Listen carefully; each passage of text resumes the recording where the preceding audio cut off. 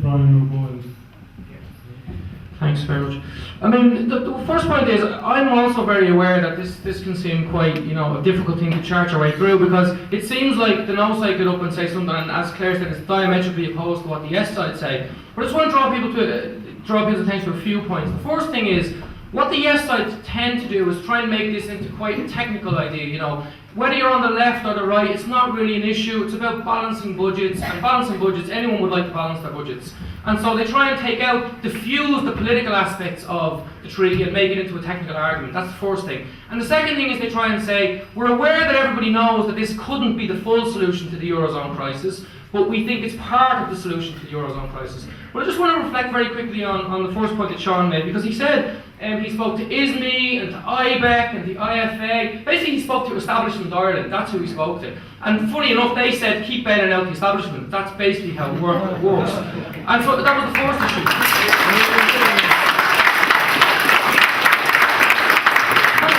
Then he let the cat out of the bag, you see, because he said, the left or the right would have to balance their budgets, and we don't mind, as long as you can bring in the taxes, you can spend them wherever you want. But then he said, there's a few little catches. The first catch is that multinationals have some rules. Rule number 1, low corporation tax. So we can't really take any taxes from them. Then he said we need an acceptable level of taxes on their employees, i.e. we can't have higher levels of income tax on the rich.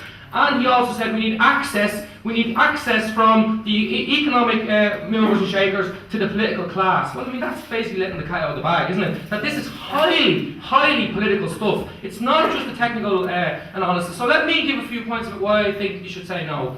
First thing is, the idea that this is a solution to the crisis is, I think, utter madness. I mean, just today you have chief economists from Capital Economics saying the euro does now finally seem to be crumbling. In other words, as Claire said, Greece have ratified this treaty, the Portuguese have ratified this treaty, but the problem is, you see, if the solution to the Eurozone crisis was state spending, then why did the crisis start in the free market banking system?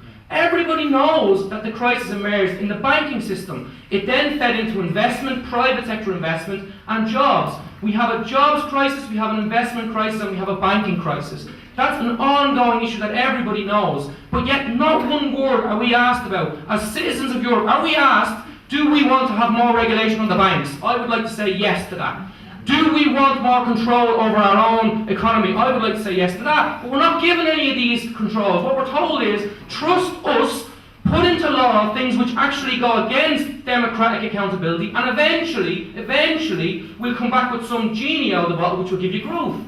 All I'd say is, this is just lunacy. 4 years into the crisis, the Eurozone is the worst performing part of the Western economy, and the economy is just continually moving down. So, just to take on a few of the key points then, what would we want? You see, the key problem, I suppose, is why would you not want to take on why would we not want to properly diagnose the crisis? Because as I just said, if we diagnose it properly as a crisis of free market capitalism and a private investment crisis, the solution is not very palatable to people like IBEC and the IFA and the multinationals, because what the solution would be was more regulation for banks and socialised investment. But these are the things that this treaty will not allow us to do. So what I'm saying to you is that there is a highly political agenda going on here, and it's not just simple rules. These are rules which continue and reaffirm the kinds of economics that both crash the economy and that causes massive problem for us in terms of austerity. Just finally, I'm not sure how long I have left, but I want to answer the question about where will we get the money. One of the lies that this government one of the little secrets they never tell you is, even now, there's over 100,000 Irish people earning over 100,000 euros.